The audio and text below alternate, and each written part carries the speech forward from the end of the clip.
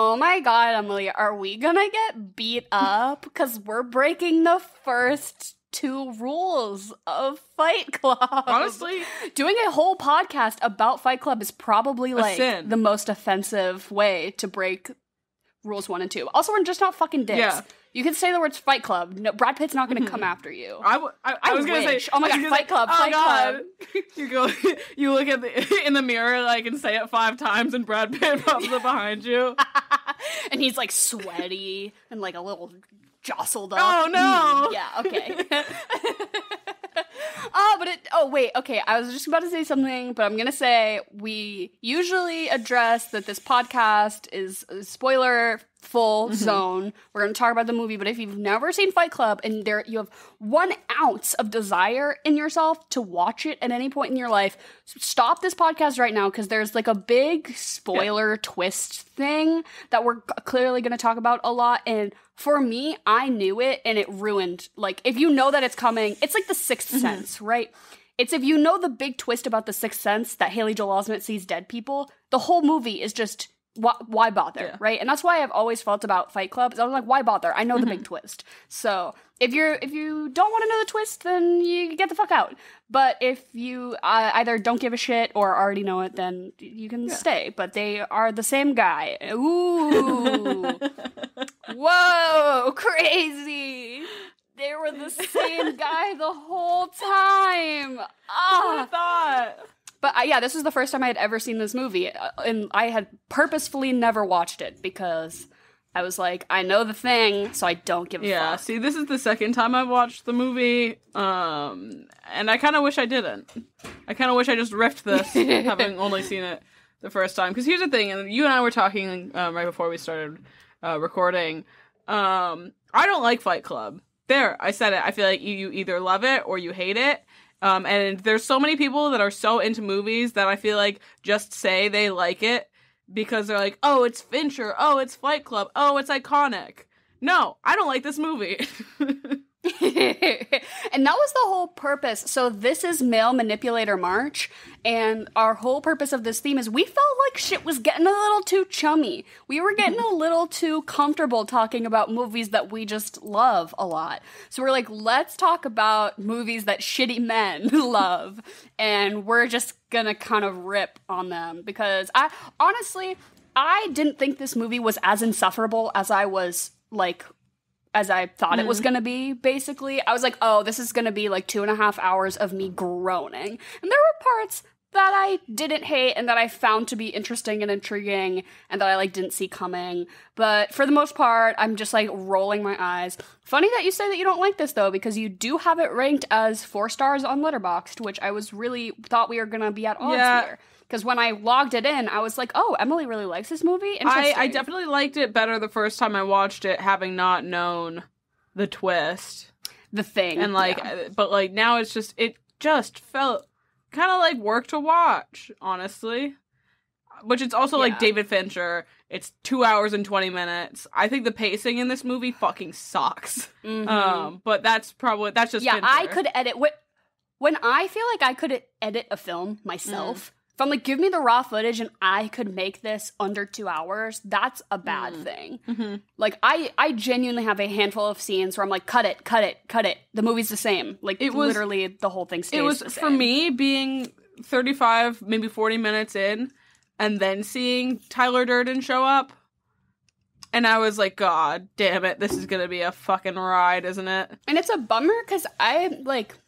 usually am a Fincher fan. Yeah, I love Fincher. Can suck my ass. Mank can suck my ass. This movie, I think, is just overhyped. I think it's a good movie, but I think that the culture around it, and it just, like, is overhyped and, like, parodied in media to the point where you literally don't have to watch it. Like, you don't have to I just think it. There's so many better Finchers. 7. Literally the whole time I was like, I wish I was watching 7. Right? The whole time this was on. As I was like, Brad Pitt, take this, like... whatever get up, the fashion I love, the style icon Tyler Durden, but I was like, go put on your fucking cop uniform, get over with Morgan Freeman, and go fucking solve some crimes. Like, that's what I want from you. I don't want this. And Ed Norton is fine. I feel like that's just Ed Norton. You know what I mean? It's just Ed Norton. Yeah, he's fine. But I guess, do we want to do a little recap? This movie is so long, and I think you can summarize the plot in 4 sentences. Yeah, do you want to give it a shot? Ready? No extraneous details. A guy whose name we don't know, but is played by Ed Norton, lives a very mundane life that he is so satisfied with, and then he meets Brad Pitt, aka Tyler Durden, on an airplane, and he rocks his whole world, and then his apartment gets blown up, and who could it have done it? It was definitely Brad Pitt. And then he goes to live with Brad Pitt in his rundown house. They start a fight club where men go into the basement of a bar and beat the shit out of each other, and then it turns into like a fashy dude bro cult where they're like, we're not just gonna fight each other, we're gonna do domestic terrorism. And Jared Leto's there. And then at the end, they're like, we're gonna blow up all the credit card companies so that the world has no more debt, because that's how math works, right? And then there's a big reveal that that Tyler Durden is a figment of Ed Norton's imagination, and that he's this like alter ego, hypermasculine, god complex figure, basically, who's been like dictating his life, and everything that Tyler's done has actually been Ed Norton. Woo, that's the film. Yeah, no, I think that was brilliantly summed up. Yeah, going back to like the culture around this film, I feel like it's just one of those things, like I end up almost like feeling stupid after watching it because I don't like it. I'm like, I must be missing something. I must be missing something and not, like, picking up on something. But then I realize it's like, no, I just don't like this fucking movie. It's totally like, you can't... Yeah, no matter what you say about it, you're wrong. Because if you like it, then you didn't get it. But if you don't like it, you still didn't get it. So I feel like any criticisms I have of this, I, like, feel like I can conjure up, like, what Fight Club stan would, like, rebuttal me with, right? Because, like, I feel like anything you say about this, you can just make the argument of, like, well, no, they did that on purpose, and it's ironic, and it's a commentary. So, actually, you know what I mean? Like, I was talking to Henry before this about how, like, it feels kind of, like, cheesy to me to do a big, like, anti-capitalist, anti-consumerism statement movie and have Brad Pitt be the main, you know, which, you're like, getting a A-list actor, but then you can be like, oh, but that was on purpose. They did that on purpose so they could be about, like, irony or whatever, which is just like, okay, mind fine. You, like, 90% of the marketing for this was done, like, just with the fact that Brad Pitt was in the movie. Because Fincher was like, oh, I don't want it to, like, be a whole big, like, marketing thing, because it is, like, whole, like, anti-capitalist and all that shit. But then it's just like, oh, well, Brad's here. But yeah, you're gonna make, like, a multi-million-dollar budget movie, and it's gonna be, like, a criticism on consumerism. Like, yeah, okay. But again, anyone can flip that and then be like, well, actually, you just don't understand it. So I feel like you have to just watch this movie, like, head empty, no thoughts. Exactly. Just like, this, I gotta reclaim it. It's gotta be for the girls. This is just about me ogling over Brad Pitt's, like, lower hip area. That's all this did for me. This movie makes me want to be in a bimbo era for myself. Like, I want to be a bimbo watching this. If me not getting this movie or not liking this movie makes me stupid, fine. I don't care. I'm here, like you said, to look at Brad Pitt sweaty and shirtless, and then just to, like, lick the screen when Helena Bonham Carter comes on. HBC, what? Like, I will say Jared Leto's the jump scare. Jared Leto's the jump scare of this film. He was but, like, what the fuck is that about? But I didn't realize she was in this. So when she popped up on my screen, I was like, oh, something redeeming's gonna happen. I'm gonna like this. That's the thing about Helena Bonham Carter, is you always know her hair is gonna go crazy. Like, I just like seeing her on my TV screen, because I'm like, your hair is just an entity of itself that I can just look at. Outstanding. Every time. But her whole character, I just like, didn't really care what happened to anybody. I was like, I just don't. And here's the thing, is I don't think I, like, didn't get it. I think I can't claim that I didn't get it. I fucking got it. I just still didn't That's like why it. Like, I understood what they were trying to do here. A big anti-consumer critique on, like, toxic masculinity. Like, I get it. It's the guys who like Fight Club because it's violent are, like, part of the reason why Fight Club is a critique. You know what I mean? Like, dude bros who love Fight Club are part of the problem.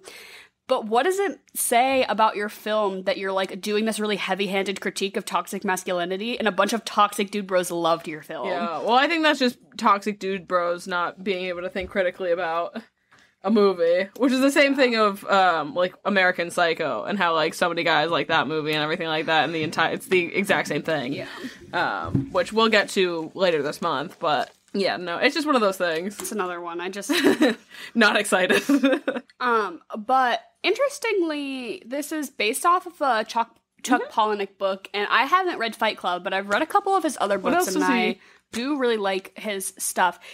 Fight Club is his most famous book, but he's got a lot of other, they're all very similar in, like, tone. They are always some sort of, like, you know, big societal critique, a little bit violent, a little bit gritty. I don't know. But so I've read some of his other stuff, and I really like it. But can we talk about the homoeroticism in this movie?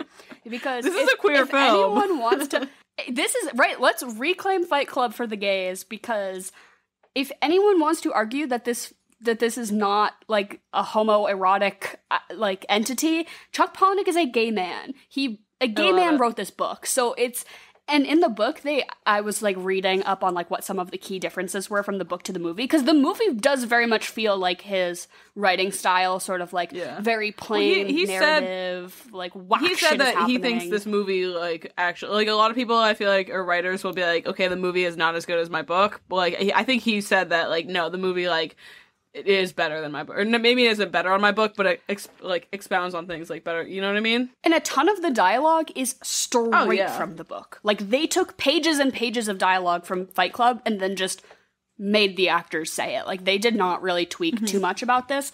But in the movie, the two of them meet on an airplane. And in the book, they meet at a nude beach. And it's just, like, them, like, fucking jerking each other out. Like, not actually, but just metaphorically. You know, and Norton being like, oh my god, Brad Pitt's cock is so fucking huge. I love this guy. He's God, basically. So it's like, I don't know. If anyone wants to argue that this movie isn't gay, it is gay. It's so gay. Yeah, well, and that's another thing is that Chuck said that the entire thing is basically a love triangle. That's the whole plot. Right, and that's such a fun way to look at it. I don't think enough people are watching Fight Club with, like, that mentality. This is a fucking rom-com. This is a rom-com. Can someone make the trailer for Fight Club as a rom-com? Oh, I bet that's been done. I should try to find that. That'd be so fucking funny. I know the DVD features, like, when you bought the DVD to Fight Club, the opening, like, menu page was for Never Been Kissed, starring Drew Barrymore. Funny. And everyone thought that they had, like, got the wrong DVD, but once you hit play, it is Fight Club. But basically, it's the whole, like, we're not going to talk about it thing. So it's like, it's just going to be the landing page to some rom-com, basically, and that's just going to be the landing page for the film, which I think is so fucking really funny. Neat. I think that's something we've really lost. I think I talked about this really heavy-handedly on our Robots episode, because I watched it on DVD, and as, like, a streaming culture, we're really missing out on just that little tidbit of experience you get when you watch a DVD that is the landing page with, like, the bonus feature button. Like, I don't know. Kids growing up these days are not getting the Shrek American Idol bonus feature sequence. It's a fucking maybe they are, but kids these days, technology, am I right? You mentioned Jared Leto's jump scare, but my jump scare was Meatloaf in this movie. Meatloaf! Yeah, Rest in peace to Meatloaf, who died earlier this year. This is our second Meatloaf film that we're covering. We're a Meatloaf-centric pod here. He's so good. He's so good in this. Oh, it was great. And I don't know why they made him wear that fat suit and gave him, like, enlarged, like, male breasts. Like, that was really weird and felt, like, out of place, but, like, I guess this is happening. Yeah. I don't know. I wish I could say. But he was the guy that I was like, no, don't get tangled up in this shit. Meatloaf, you're better than this. His fucking brains fall onto the floor later. Not. It was great. Poor Meatloaf. No, it's still Jared Leto for me. What's his name? Like, Angel Boy? I don't know. Pretty Something Boy? like that. Like some, like, bleached blonde fucking and eyebrows, spiked hair. like, fully. Yeah, no. Right. whack. But the only thing, I don't like seeing Jared Leto on my screen, but I do like seeing him get the shit beat out of him. So that was like fine. Yeah, no, there's a couple of lines that made me cringe in this movie, but the one that like really did it was like Ed Norton post like beating him to basically death, going and he's saying, "I felt like breaking something beautiful," or some shit. And I'm like, I'm gonna die.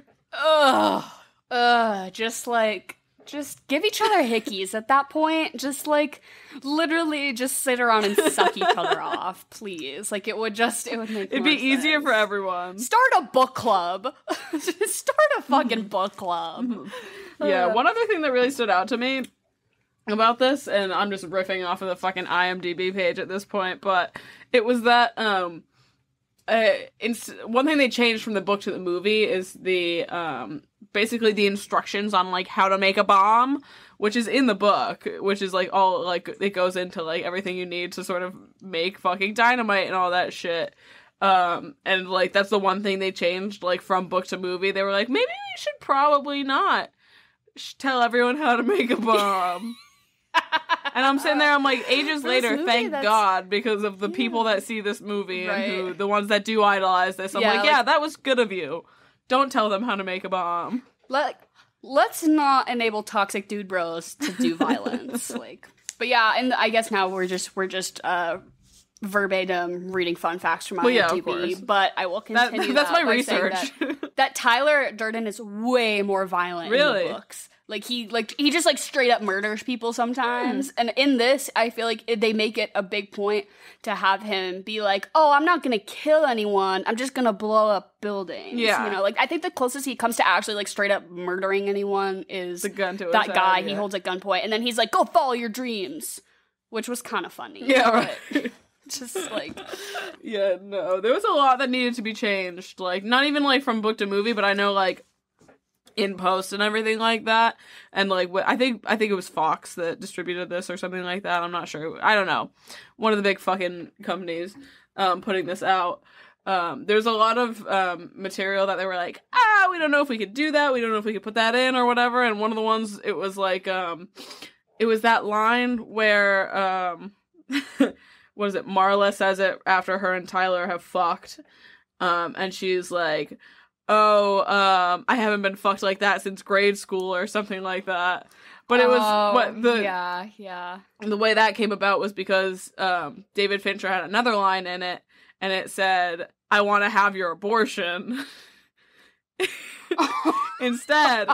And they were like, "Hey, David, here's the thing, is we don't really like that line." And he was like, okay, here's the thing, here's what I'll do, I'll cut you a deal, is I will change that line, but I'm not gonna but the next line that I put in is what I'm keeping in, you can't change that one. And they said, okay, good, fine. And he put, "I haven't been fucked like that since grade school" in. And they were even more mad about that one. And he's like, nope, we made a deal. They're like, I'll accept child fucking, but I draw the line at abortion, at a woman's right to choose. Exactly. Yeah. No. That makes sense. That checks out.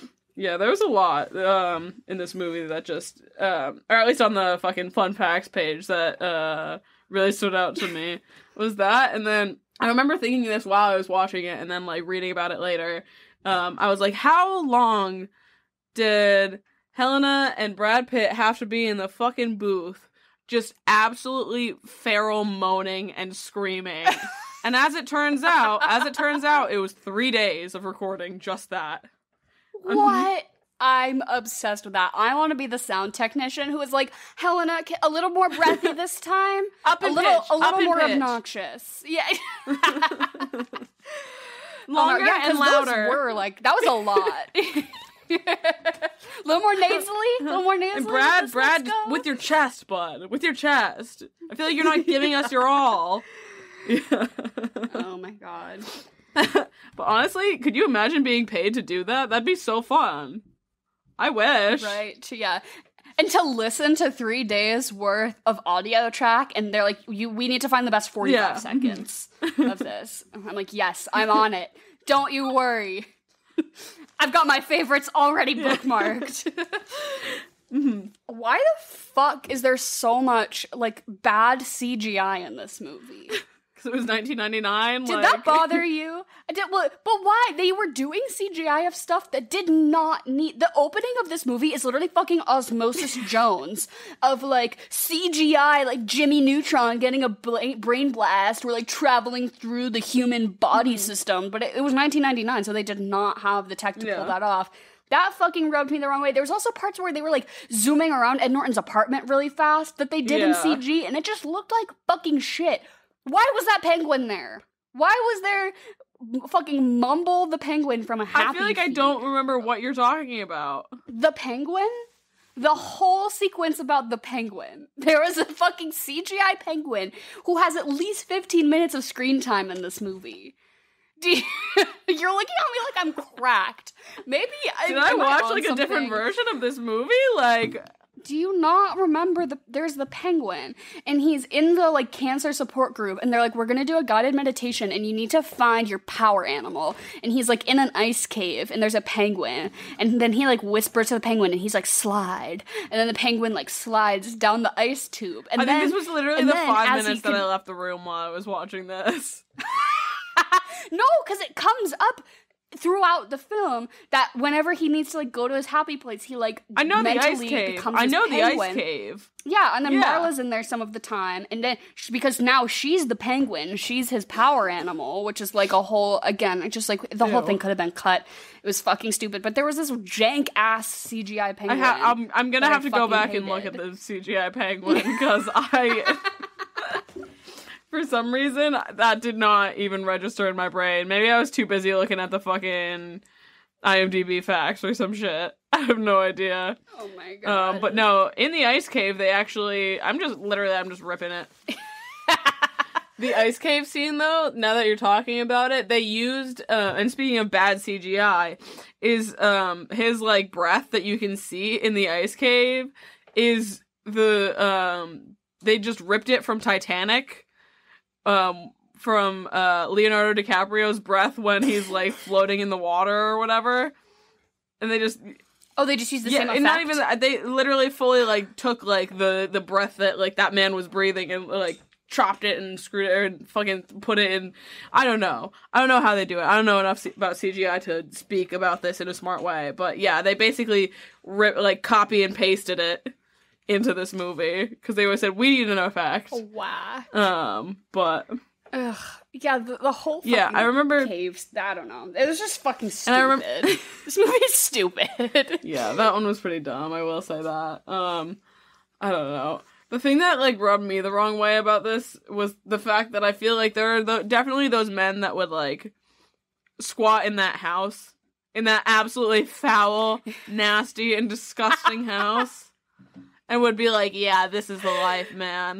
And I'm sitting there, and I'm seeing Marla go over and get naked and fucking it. I'm like, bestie, you've got other things to worry about than getting STDs from that man. You gotta worry about getting, I don't even know, bacterial diseases from just being in that house. Flesh-eating bacteria. And I keep thinking about, like, the things that happen on screen that are just arguably less offensive than an abortion line now, because I'm like, we watch her try to OD. Like, there's, like, a 15-minute long sequence of her literally, like, ODing on pills, and they're like, cut the abortion line. She's like, yeah, I just took a whole bottle of Xanax. Isn't that so fun and fresh? I'm so crazy. Also, again, just back to, I don't know, also in the book, she had, like, breast cancer and then had gotten over it. And that's why she kept going to the, like, support group meetings. And then there's that scene where she's like, oh, Ed Norton, I need you to come check me for lumps.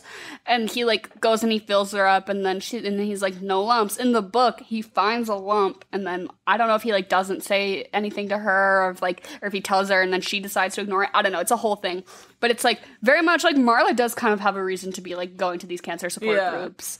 So in the movie, I feel like we really don't get like that kind of fucking dumbed her down. She just more just like, right? It's just kind of like, she's so quirky. Yeah, it's one of those things like I want to like Marla's character, but I'm like, dude, like you make it hard for me to root for you. Yeah, I genuinely, the only person I think I was ever rooting for was Meatloaf. And I was rooting for him to make the right choice to not do the things he did, and then he just did it, so. No, none of these characters are any that I found compelling. Like, redeemable. Yeah. But, hey, that's just me. Except for when Ed Norton was beating himself up. I was like, you can keep on with that. I liked that scene when he was just beating the shit out of himself. We'll let that slide. Right? Like, you do you. Yeah. But that's, I think, my biggest problem with this movie is the big reveal of the twist, basically, like, in Act 3, where they're like, guess what? Tyler Durden? More like Ed Norton. And and they do the thing that I think this is also one of the reasons why I hated the Joker so much, the new Joaquin Phoenix Joker movie, which is like another male manipulator movie, which we will not be covering because I absolutely refuse to ever sit through that again. I just can't. I just cannot. But, you know, in Joker, when they do the big reveal that, like, his whole relationship he's built with his neighbor is, like, a figment of his imagination, and they go through, like, a 10-minute montage sequence of, like, him thinking they're in the elevator together, and then it's just him alone in the elevator, like basically just rehashing. This is how I felt about this fucking reveal that they're the same guy. It's like, let's replay every scene of the movie in a montage where we're just gonna cut out Brad Pitt and make you realize that it was just all in his head. I'm like, you don't have to fucking you can just hit tell me me over the head. Just tell me. Right. They could have done one scene to imply that whole thing. As I'm like, why do I feel like I'm being talked down to? And again, some stan could be like, well, actually, that's on purpose to be ironic, to criticize society because we live in one. No hate to anyone who likes Fight Club. I can see the merits of it being a fun movie that's like fun to watch or something, but it just like wasn't for me. And especially this big twist that was like the thing that supposedly made this movie so great was this like big twist that I already knew. Is that when it happened, I was like, are you fucking kidding me? No, I don't give a shit. Like, stop talking to me like I'm stupid. Like, I don't need to rewatch the whole movie sans Brad Pitt. His low-rise jeans were the only thing keeping me invested anyways. I was holding on for dear life by his belt loops. Yeah, no, that's one of those things. It's like, whenever I watch this, I'm like, should I ask a man what they think about this? Where's Henry? I know, right? I think he didn't hate it as much as I did, but I don't think he particularly like I do wonder. He just is kind of neutral about it. Because my whole takeaway from this movie is just like that line, like, oh, the masculine urge to beat someone up, kind of thing. You know what I mean? Like, is that?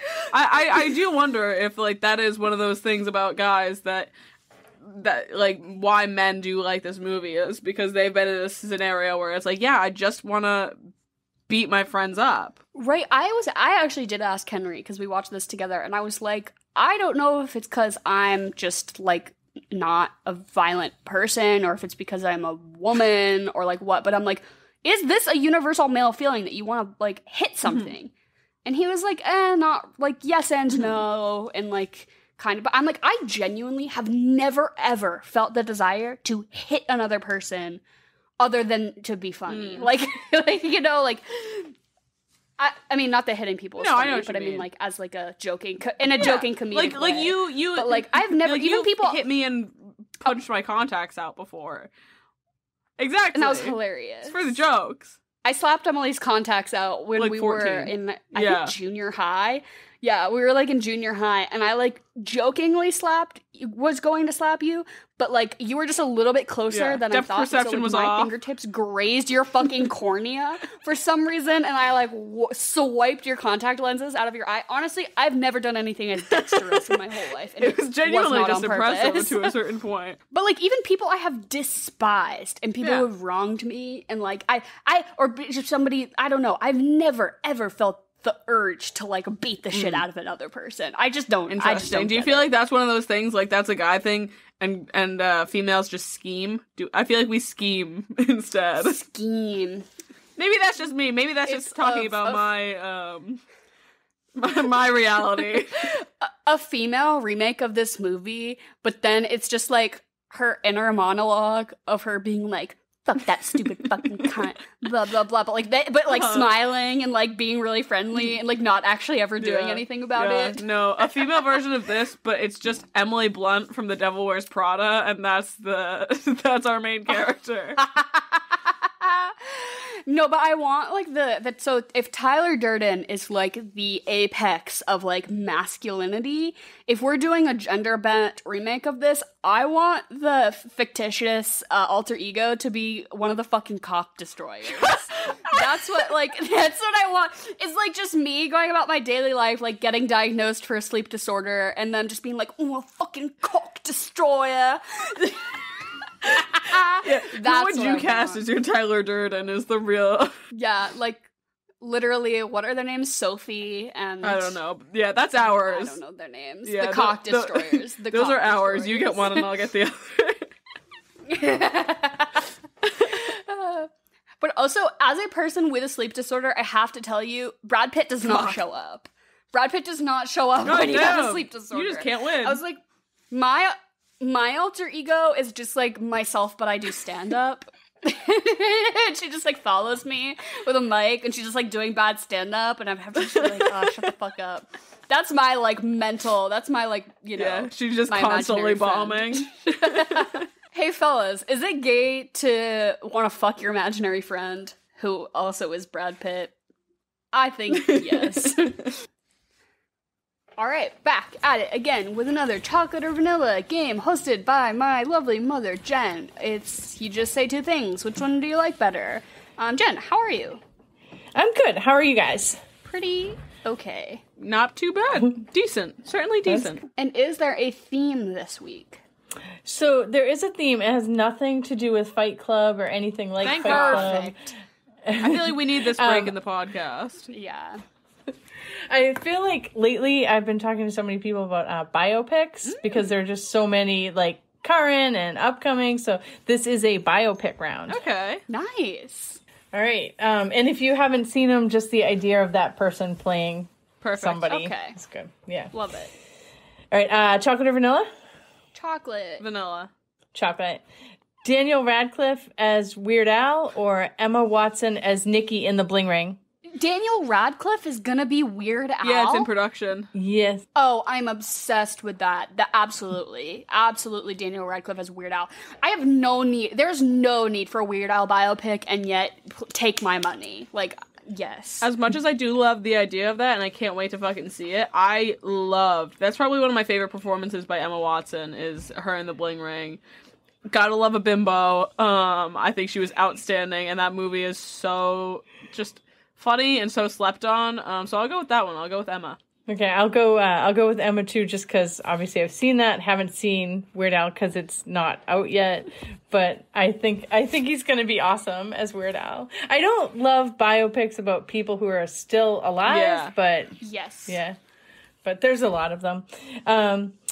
All right, next, Tom Hanks as Mr. Rogers or Tom Hanks as Mr. Banks in Saving Mr. Banks?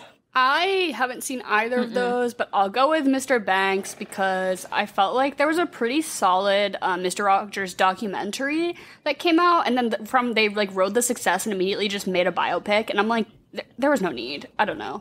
I didn't buy it. Yeah, I don't know. I also haven't seen either of these ones.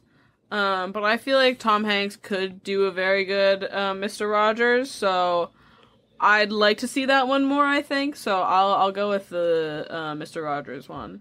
Yeah, I'll go with Mr. Rogers also. I mean, he looked just like him, right? With the sweater and the sneakers. Mm-hmm. And also Tom Hanks, man, he is the biopic king. He's played a lot of different people. Sully, the one like Sully, The Post. Yeah. Mm-hmm. Yep. The Captain Phillips. Yep. Apollo 13, right? Mm-hmm. Yeah. Holy shit. Yeah. All right. Next, Daniel Day-Lewis as Abe Lincoln or Cynthia Erivo as Harriet Tubman? Cynthia. Did you hear that? Well, I don't know. It's not confirmed yet, but Joe Alwyn, who plays the bad guy in that movie, him and Taylor Swift just got engaged. Really? Yeah. So says the tabloids. They haven't made a statement or anything, but I think they've been seen Yeah, I believe that's true. Yeah, I'm happy for her. I'm also going to go with Cynthia for this one because that was just a beautiful performance. Yeah, same. For the sweep, Cynthia, epic performance. Christian Bale as Dick Cheney or Gary Oldman as Winston Churchill in The Darkest Hour. Ugh. Yeah, I know. Fuck Gary Oldman and fuck that fucking boring movie that I had to sit through. And I really liked Vice, and I really liked him as Dick Cheney. I thought that the makeup and body transformation, I think he looked just fucking like him, and I don't know. I really like that movie a lot, so I'll go with Christian Bale. Yeah, I'll also have to go with Christian Bale. I just think he's just so genuinely impressive the way he transforms himself for every fucking role. Just stellar, so I'll go for him. Yeah, same. I'll go for Vice, Christian Bale. Margot Robbie in I, Tonya or Taron Egerton in Eddie the Eagle? Taron Egerton as fucking Elton John. Yeah, for real. Not that just softball right there. Olympic theme. Well, Fair. that's still a biopic. Yeah, but Olympic Yeah, theme. I know.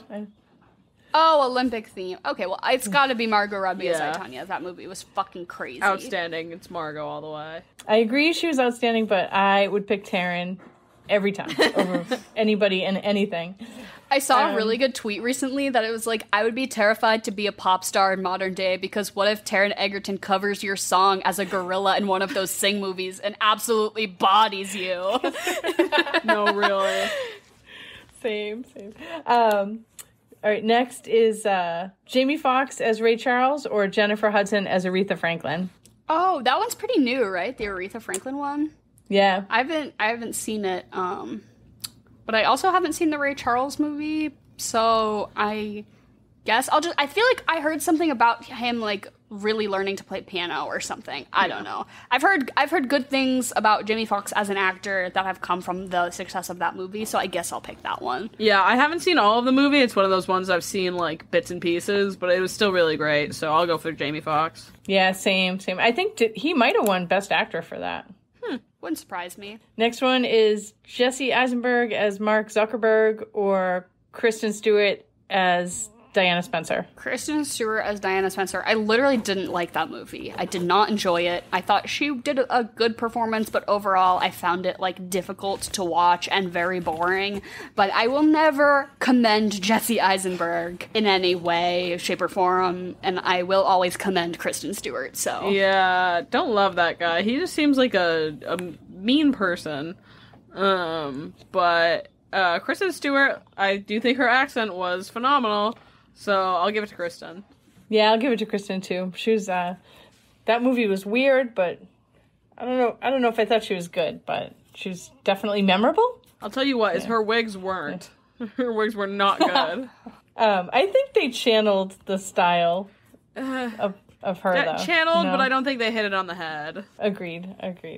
All right, next one, Will Smith as in King Richard as Richard Williams or Will Smith as Muhammad Ali in Ali. I've never seen Ali, but I fucking hated that movie. We saw it in the theaters, again, far too long. I don't care. Biopics about people who are still alive. It wasn't even about fucking Serena and Venus, who are the actual, interesting characters. It was just, about their dad, who was, fine, I guess, but just, I don't know. That movie was not it for me. I also don't like sports. So there's that.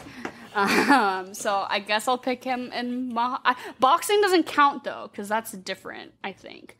Boxing movies don't count as sports movies because $1 Million Baby. Yeah, of course. So I'll just go. I haven't seen either of these yet, but I'll just go for Ali because I sort of on the same train as Dara. I think boxing is more interesting than tennis. So yeah, same. I'll take Will Smith and Ali. So I was thinking a little off topic, but the Oscar noms are so long this year. The best pictures are there's 10 of them. Yeah, and they're each 5 hours long. So I added it up. exhausting. I added up the time, and if you see them all, it's 23 hours and 17 minutes. Christ. Wow, that's a whole day of my life that I'm dedicating to this award show that I fucking despise. And I'll still do it. Yeah, right. Gotta do it. And you'll see me tweeting every day for the fan favorite for fucking Pig and justice for Nicolas Cage. Even though I think this fan favorite thing is fucking stupid, I'm still gonna tweet in for Pig. Even though I know everyone's gonna do fucking Spider-Man or whatever. They'll get 1% of the votes will be from me alone, and it'll be for Pig. Next one is Jessica Chastain as Tammy Faye Baker or Nicole Kidman as Lucille Ball. I haven't seen either of those movies, but I do love that Nicole Kidman AMC ad, so I'll pick her. Yeah, I have zero desire to see the Tammy Faye movie, but I have the tiniest little smidge of desire to see the Lucille one, so I'll say Nicole as Lucille. Yeah, I saw them both, and I liked the being the Ricardos one, and I thought Jessica did a really good job as Tammy Faye. Like, it definitely kept my interest. I'll put it that way. She was like absurd. Low bar. If a movie just keeps your interest, that's a low bar. But I will take Nicole Kidman. And this is the last one. So Leonardo DiCaprio in Catch Me If You Can or Leonardo DiCaprio in Wolf of Wall Street. Catch Me If You Can. Oh, Catch Me If You Can. Absolutely. Yeah. Another Tom Hanks. Yeah. Yeah. He honestly. do be playing guys. Just be playing real guys. Yeah. So that was it. It was a short one, but that was my What about you, biopic. Jen? Wolf of Wall Street or... I said, yeah, I would definitely say Catch Me If I Can. Can. Yeah. Such a good movie. Yeah. So, but that's it. That's a short chocolate or vanilla on biopics. I'm trying to think if I have like a favorite biopic, but nothing really comes to mind. Yeah. I think it's just kind of, I don't know. I was looking it up and like 25 different actors have played JFK. And I was like, yeah, I'm like, oh, there's definitely some historical figures who I think come up more often than others. Yeah. Mm-hmm. Oh my god, the Chappaquiddick movie. Oh, starring, God. What's his name? Playing Ted Kennedy. I used to work at a Ted Kennedy museum, and on your first day of training, they told you that you were not allowed to talk about Chappaquiddick, and you were not allowed to talk about the movie, because it was coming out. It was like in theaters at the time I worked there, and they were like, if anyone tries to talk to you about the Chappaquiddick movie, you need to shut that conversation down. And I was like, I'm 19. Like, I don't know what to respond to that with. But anyways, thanks, Jen, as always, for a lovely round of chocolate or vanilla. Thanks for giving us a little break from our exhausting conversation about how much we really don't like Fight Club that much. So, as always, it was a pleasure. And we appreciate you. Okay. I love you guys. Have a good night. Bye. Bye.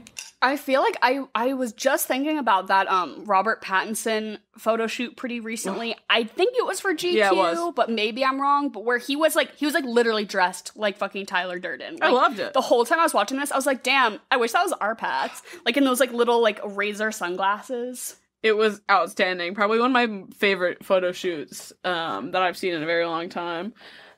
So good. Don't you think that looked just like him though? I was Oh like, yeah, Fight 100%. Club The who? spiky hair too. Our Pats. Yeah, that was just. Right, like the bleached I was gonna say tips. that's just if you mix Jared Leto's character in this with. Yeah. Yeah, I'm looking at my notes right now, and the one that stands out to me says I like Fincher movies. I really like a lot of them.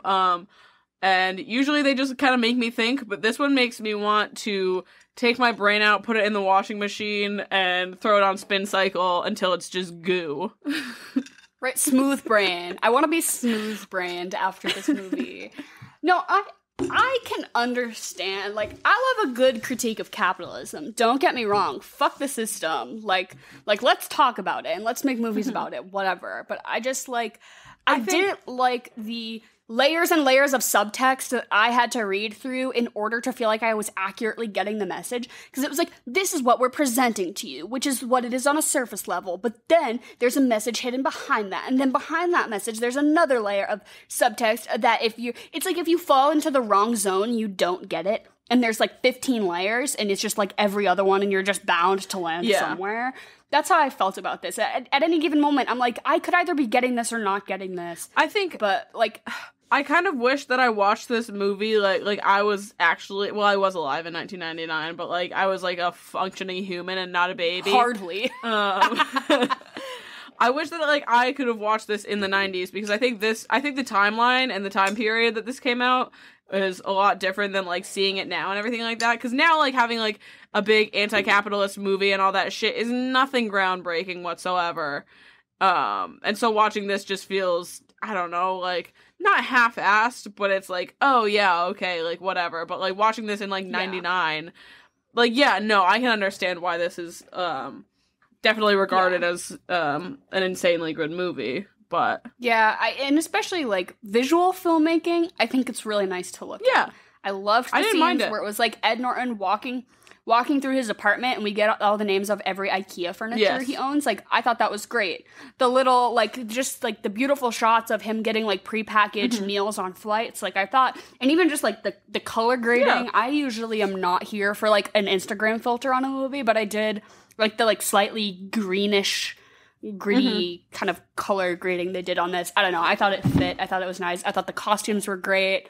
I thought the editing was nice. Other than the length, basically. I think that's a really good point. I do think that in 1999, this would be, especially if you are the kind of person whose beliefs kind of align with that, if you were quote unquote someone who got it, who was like, oh, this is a big criticism about, like, you know, toxic masculinity and consumerism, capitalism, whatever. I think if you got it and it was 1999, yes, I think this could have a very big impact.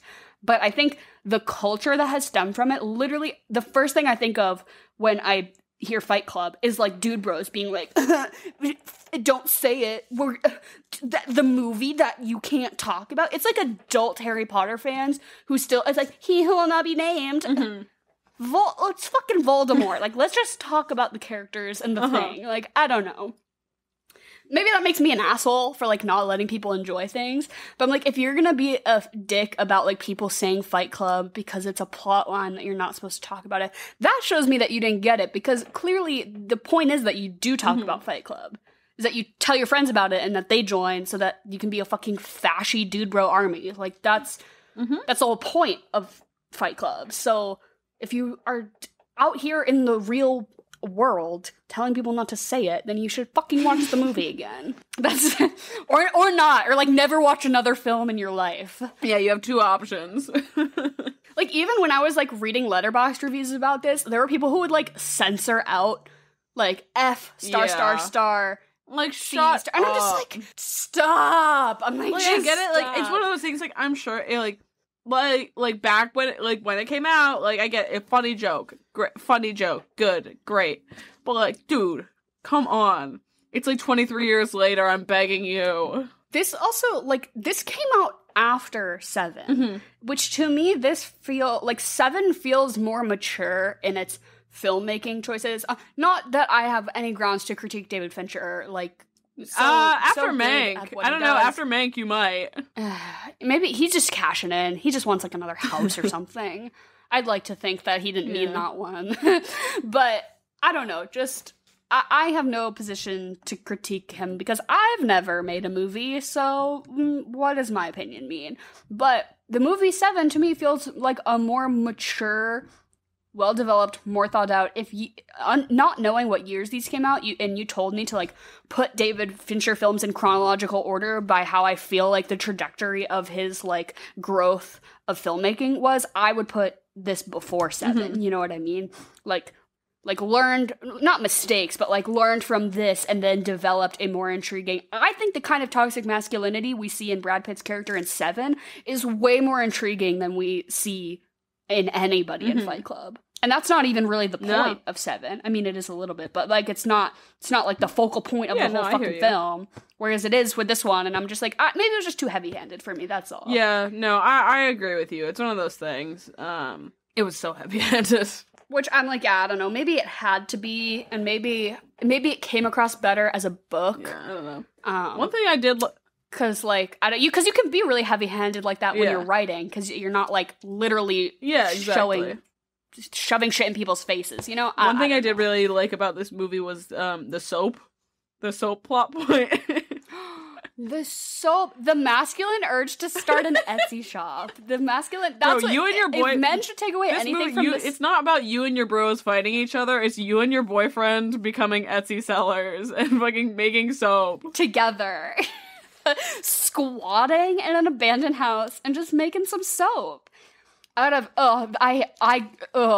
recoiled in the scene where they were stealing the human flesh, the human waste, and they made soap out of it. I was like, that was a lot. No.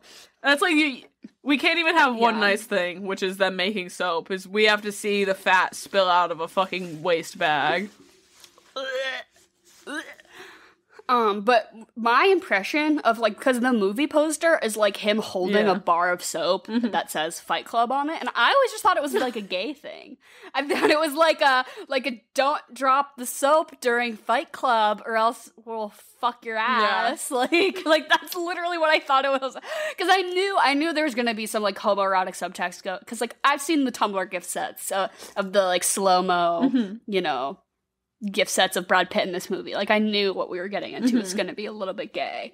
But I really didn't think when he meets him on the plane, he's like, yeah, I'm a soap salesman. Him fucking opening up the briefcase and it's just bars and bars and bars of soap.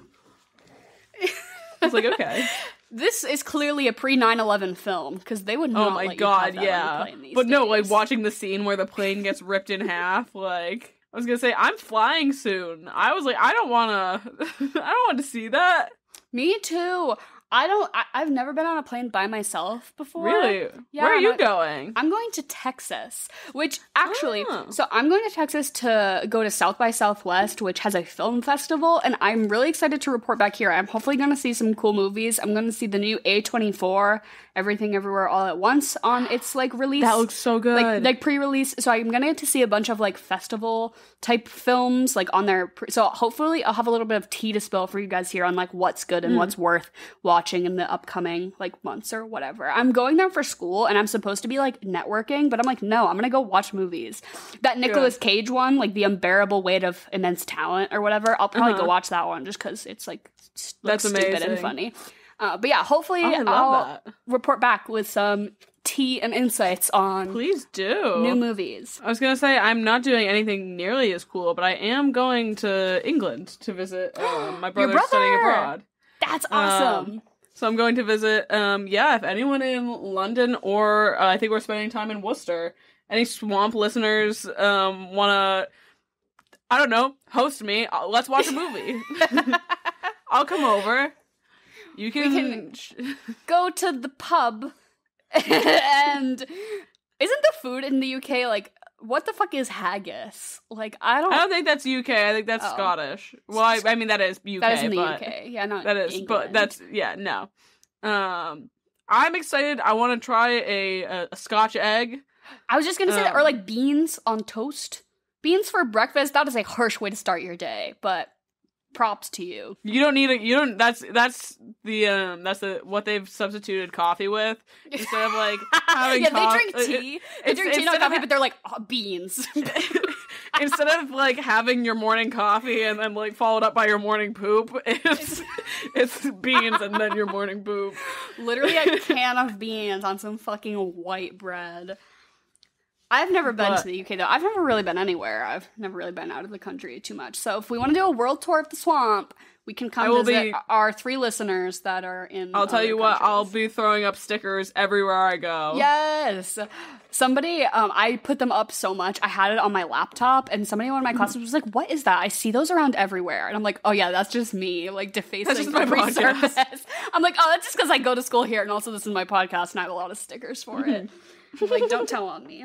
But if you guys ever want any stickers, check out our merch on is it on Etsy? Yeah, the link will be in the description below for all our stuff. We've got, like, crew necks and mugs and a lot of other cool stuff. We can literally, like, we can get, like, bras and, like, sweatpants made for you guys if you want. I don't know who the fuck would want to swamp like sweatpants, but I heart the swamp across the ass. Right, that's the velour tracksuits. Yeah, so we're working on that. Across the ass. Yeah, that's got to be. Yeah, something. Maybe we should start selling soap. Soap. What would it smell like? A bog. Like dry gin and also dirt. Mm-hmm. It's like, you know when products are, like, for men, like soap for men, and they're like, this smells like dirt. And I'm like, that's the opposite of what soap should be. Yeah. This smells like man musk. I'm like, no, that's what we're trying to cover. Lawn clippings. I will say, I do use men's deodorant, though, because I just find that, like, quote-unquote women's scents are not strong enough for my stank. No. They're like, this smells like powder and baby's breath. And I'm like, no, I literally need, like, hardcore man shit to, like... Oh, yeah. I use the fucking Old Spice, but not the Fiji... Not the Fiji kind. That's too... I can't be that person. I was like, I'm queer enough. They don't need to... I have one that's called, like... It's called, like, Bear Claw or, like, Kraken Glove or something like that. There's also one called Swagger. That's pretty... I don't know. Henry and I just buy them in bulk and we share them. But yeah, men's deodorant. That's where it's at. Aw. So cute. But anyways, do we want to, if we're done with, I mean, I don't know how much more Fight Club you want to talk about, but I want to talk about who I want to fuck. Oh, all I had to really say was that I really think I overcame something as a person, and, like, I haven't really had a hard life. You texted me after watching this and you said, I'm producing testosterone now. No, not really anything to do with this film, more just something to do specifically with Ed Norton. Okay. Is that I, like, really think I don't think I have particularly good taste. Like, I like a lot of things that are bad, but I think I have enough good taste to really say that I overcame something because my parents raised me to believe that The Italian Job was the greatest film ever made. We watched that movie, I think, like, bi-weekly in my house growing up. I've never seen it. I've seen The Italian Job. Maybe it's, like, literally just the most cliche, like, every heist movie ever. They made an AI bot watch 1,000,000 hours of heist movies and it spit out The Italian Job. Like, that's what that is. It's starring fucking Mark Wahlberg. It's just like, it's just not that good of a movie. Like, Jen's gonna listen to this, and I know it's gonna break her heart, but my parents literally loved The Italian Job, and growing up, I literally thought it was my favorite movie because I just assumed that something that you've seen 800 times is your favorite movie. And so, but Ed Norton plays, like, the bad guy, basically, in The Italian Job. So to me, he's always just that guy from The Italian Job, who's not really that different from this character. Ed Norton really just always is that guy, so I don't know. But anyways, I just wanted to announce to everyone that I've overcome the Italian Job's presence in my life. Thank God. And I can now say that I have opinions that are somewhat decent. If we ever do a month of our favorite movies, I expect The Italian Job to be on. No. Speaking of Ed Norton, would you fuck him or marry him, or would you kill him? Because there's obviously a big three for this movie. Yeah. And I think that's the only, I mean. HBC, Ed Norton, Brad Pitt. Yeah. Okay. I feel like we're gonna have similar stances. I've never wanted to fuck Ed Norton. Like, I do not think he's sexually attractive, but that scene where he is beating himself up gave me a little something. Interesting. I'm like, this is kind of hot. What does that say about me? I don't know. I think that maybe says something more about, like, my mental state than anything. Maybe just your taste. The self-destructive type? I don't know. But I'm obviously going to kill him because, you know, it's just, he doesn't hold a candle to either of the others. And then I think Marla's, like, a little, but, like, can I marry Tyler Durden knowing that he's not a real person?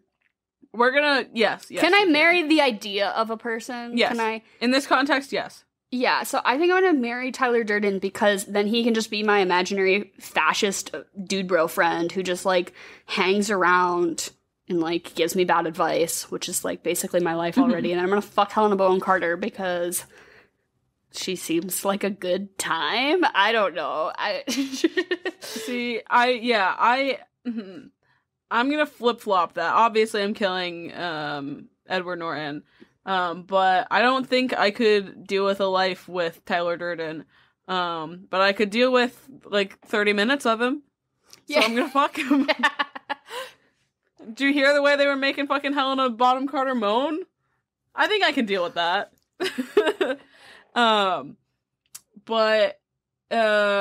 So I'm obviously gonna marry Helena because it's her. She's a lot. She is a lot, though. I'm gonna have my work cut out for me. I'm gonna be instantly overwhelmed, but I still think I would prefer her to any of the other characters present in this scenario. And honestly, I do not feel the need to open it up to the whole film because I can't tell you the name of a single other character other than jump scare Jared Leto and Meatloaf. Yeah, and they're just not really part of the equation. Yeah, exactly. So what would you eat or drink for this? What did you eat and drink for this? So, I think we had fried chicken sandwiches. Hot. Well, we ate this, which was really good. In reality, that's what my situation was. But I thought that this was like a clever little idea that I have for the cocktail. You make something with like elderflower liqueur or like rose water or like something soap? really soapy? Soapy. You should make like a botanical cocktail based off of soap. That's really cute. Right? So you can do like soap. I mean, it shouldn't taste like soap, but just kind of the vibe of like lavender. Get lavender in there or something. It's like some sprigs of mint. I don't know. It could be cute. I like that. Because I like that. Basically, I was like, you either have to go one way or the other of like I went the most other way. the most bro thing, which is like warm beer, or the most like fucking feminine, like drink a fucking Cosmo while you watch this movie to just like embrace the, I don't know. I was on the other end of the spectrum, and I went for the low hanging fruit here, and I think. It's not even a cocktail, but I guess just put vodka in this. I feel like you need to drink a Bang Energy. Just put some vodka in a Bang Energy, or like make your own moonshine in your basement or some shit. Yeah, like a Red Bull, like a vodka Red Bull. No, I think would also be perfect. No, too classy. That's too much. I think it needs to be like a Bang Energy. Or have you ever had like one of those rain drinks or whatever? No, I don't. It's just another like fucked up energy drink, but literally just a Monster. Yeah, a blue Monster, not even the green one, the blue one. Yeah, exactly. And I feel like the parallel thing to eat with this is just to chew on a battery. A hot dog, I feel like could be good. The thing that has stood out to me is I don't feel like you don't get to have foods that like match for this. So if you're going my route, and you're having like a Bang Energy with some fucking vodka in it or something, I think you make yourself or get like a fucking can of clam chowder because here's the thing. Is it's ordered? No, Marla orders it in the movie. Yeah, that's true. Which happens. They say, "Do not order the clam chowder." Don't order the clam chowder. But also, this is the farthest thing from a comfort movie to me, and that is my discomfort food, is clam chowder. So, that's like my pairing. You know those, like, Campbell's soups that are, like, chunky in, like, the font that's, like, for men? And it's, like, basically, it's, like, soup for boys. Basically, it's, like, Campbell's chunky, and all the commercials are, like, football players being like, regular soup just doesn't cut it for a guy like me. You should, out of the can, Campbell's like chunky minestrone. Oh, yeah, exactly. Oh, I can't even say those words without like... You eat it shirtless so that when it drips on you, it's... Yeah, or like chili, like a sloppy Joe, I think could be. Ooh, that's actually pretty good. Like a sloppy Joe, or like not a hot dog, but like a kielbasa, like a thick. You want a thick phallic piece of meat to eat with this movie. That's all I have to say about that. Yeah. Or also, okay, I don't know if this makes any sense, but just eat a whole box of cereal. Get like a shitty. What kind of cereal? Like Lucky Charms or like Reese's Puffs. You do the really shitty thing and you eat like 90% of just the marshmallows. Yes, because when they're living in that house, it reminds me of the same sort of struggle of like when you eat cereal for all 3 meals of the day. Yeah, you know, like when you finish your day and you're like, all I ate today was mini wheats. Like, and it just doesn't feel good. It's like when you know you've hit a mental low, when you're like, I finished an entire box of fucking Fruity Pebbles. Mm-hmm. And that's it for the whole day. Your stomach's still grumbling, but there's nothing else you can do about it because you've hit your limit. That's how this movie makes me feel. Interesting. I think you should wear your bathrobe, too, while you watch it. Ooh, yeah, that's a good idea. I like that.